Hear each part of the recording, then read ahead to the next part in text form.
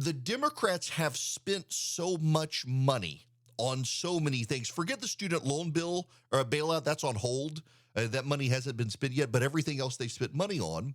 If they want to help seniors with inflation, they've already adjusted Social Security some, but not enough. They would have to spend more money. And every time they spend more money now, that's a problem. I want to address real quick a theory I have. First of all, I do need to repeat something. This is actually important. Democrats, as I have mentioned, have said repeatedly there was nothing they could do about gas prices at all, ever. Now they want to take credit for gas prices coming down.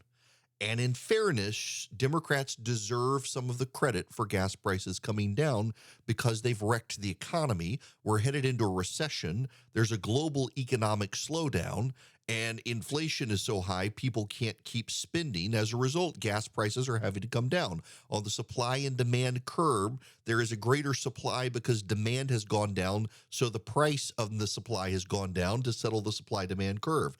The OPEC markets are starting to reduce supply even further to raise the price again. And a lot of this, it's not just the Democrats. They're not alone in blame around the world, but here at home, they want to take credit for something. If they're going to take credit for it, it needs to be acknowledged that that credit comes because they wrecked the economy. And I have a question related to this. It is the stark and striking graph of the decline in the Strategic Petroleum Reserve. The amount of oil that has been withdrawn from the Strategic Petroleum Reserve is the highest of all time. Now, I need you to listen here because I'm going to make somewhat of a complicated point. And I feel the more I think about this, the more I'm right. The Biden administration views Republicans and Trump supporters as a greater threat than Russia and China and Iran. They think that having Trump supporters come into office is a terrible, bad thing, an existential threat to our republic. Our democracy is threatened. Some Democrats, there was some audio, I didn't wind up getting it today, but there's some audio out there from some Democrats who actually argue that we have greater domestic terror threats today. After 9/11, we've got more greater domestic terror threats today than we do from external terror threats, and they meant right-wing zealots in this country are the greatest terror threat. The Biden administration, I do think progressives in particular within the Biden administration, they've internalized that if you listen to a program like this or another talk radio program, you watch Tucker Carlson tonight, you are a greater threat to this country than China and Russia. You, by virtue of being on the right, more likely than not, you are a threat to the republic and a danger to the economy. And that's a problem. That is a real problem. Now, herein lies the rub. What if they have done things, they have taken actions to help the Democrats? They have, for example, continued to publicly draw out this investigation of Donald Trump. They want you to know about 30 people who've been subpoenaed to a federal grand jury. They want you to know what happened at Mar-a-Lago. They want you to know that they're taking swift, decisive action against Trump. At the same time, for a lot of people, growing cynics who distrust government, it looks to be using the justice system for a political operation. On top of that, they've withdrawn so much oil from the Strategic Petroleum Reserve. It's not at zero, but it's the lowest it's been in a very long time. They've made other concessions in the economy, bailing out student loans, on hold by a judge, but they're trying. They've done other things. Their climate change bill, their major spending bills. What if in doing all of these things, they've done them all to help the Democrats mitigate what's coming in November? They released oil from the Strategic Petroleum Reserve to lower gas prices so that it's not as big a political issue in November. They bailed out student loans to immobilize young Democratic voters. They've spent lavishly in the economy through offsets for the Green New Deal, for subsidies for battery-powered cars, to try to give Democrats an incentive to show up. They've spent money across the board, including raising Social Security payouts to try to mitigate the anger from seniors. And what if in doing all of these things, because they believe that the Trump Republicans are the greatest threat to our democracy, they've made us even more vulnerable to actual threats to our republic? From Russia, from China, from Iran, from terror groups, and even from within. They're so fixated on right-wing terror when in this country over the last 50 years, the most terrorism from domestic terrorists has come from the left. And you can see it building with the environmentalists. You can see the terrorism coming from the environmentalists. Yes, you can. They're gluing themselves to pictures and highways in Europe. They're disrupting events in New York City and Washington, D.C. There have been railroad sabotages around the country. I mean, the environmentalists, I bet they're hoping for the railroad strike on Friday. They think it'll be good for the environment.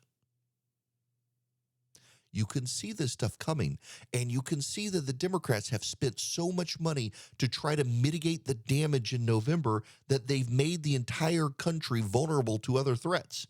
I mean, take the last caller, Mark.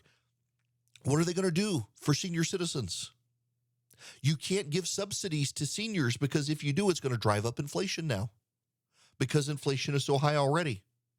If you spend more money, you're going to create more inflation. That will cause the Federal Reserve to raise rates even higher. It will be a sad, sick cycle that will increase prices and interest rates on everyone. It will actually contribute to inflation that then causes a deflationary event when the whole thing blows up. And in the process, China and Russia, Iran, various terror groups, they're looking on us. China and Russia are looking at Biden wiping out their Strategic Petroleum Reserve to mitigate the Democrats' position in November. They've made us vulnerable at a national security level to staunch the bleeding of their domestic political crisis internally in their party. And that is something that all of us should be concerned about, because at the end of the day, they can say as much as they want that they had to release the Strategic Petroleum Reserve, but keep in mind it's sour crude, not sweet crude. When you refine sour crude, you can't refine sweet crude. Sour crude and sweet crude do not play well at the refinery. There are more products within the sour crude that have to be refined out, including a higher sulfur content. So you have to shut down everything else. You have to reduce the capacity of other oil in order to refine the sour crude. So they've boosted the export of sour crude from the Strategic Petroleum Reserve while winding down the supply and production of sweet crude. When the sour crude goes back in and they start buying it up to fill the Strategic Petroleum Reserve, by the way, that's more money being spent to rebuy the oil, but also you've reduced the available supply of the sweet crude at a time OPEC is reducing their own prices. This doesn't end well for any of us. The only thing the Democrats hope is that we don't feel the effects of this until after the November election and people don't turn on them. But I got to tell you, people start making up their minds about this time of year. People start making up their minds when it goes to voting. And the headlines in every newspaper in America today, except the Los Angeles Times. The Los Angeles Times is headlining inflation is down. But everyone else is headlining inflation is still high and higher than estimates. And the markets have tanked. The Dow is almost down 900 points as I'm talking. Events change things. This inflation news is an event that changes things. But the Strategic Petroleum Reserve and all these other issues that are out there, those are events changing things as well. And my fear is that the Democrats so internalized that Republicans were the greatest threat to the Republic, they've made us vulnerable to real threats to the Republic by trying to stop that threat. They've wiped out the Strategic Petroleum Reserve. They've spent so much domestically, they've caused inflation. They're doing everything they can to stop Trump and the GOP, undermining core institutions in our republic to do so, including the FBI and Department of Justice, including the CDC and other outlets that propagandized and politicized COVID to try to help Biden. They've undermined our trust in institutions. They've undermined our economy, all to stop a group of people who, ironically, they're throwing money at to make sure they get the Republican nominations around the country, because they think if they can wipe them out of the ballot box, they can be rid of them forever. The problem, however, is that as the events change and become more negative in the economic sense, and people start focusing on the economy and inflation even more, it improves those candidates' chances of getting elected. And so the very thing the Biden team and the Democrats thought they were stopping, they've actually emboldened by wrecking the economy to try to stop them, because they never recognized it as wrecking the economy. Like so many Democrats do in local areas around the country, they're just used to throwing money around to buy votes. And they may have bought some votes, but then they drove up the cost of goods and services for everything else, decreased your wages. Now voters are furious, and an election is coming.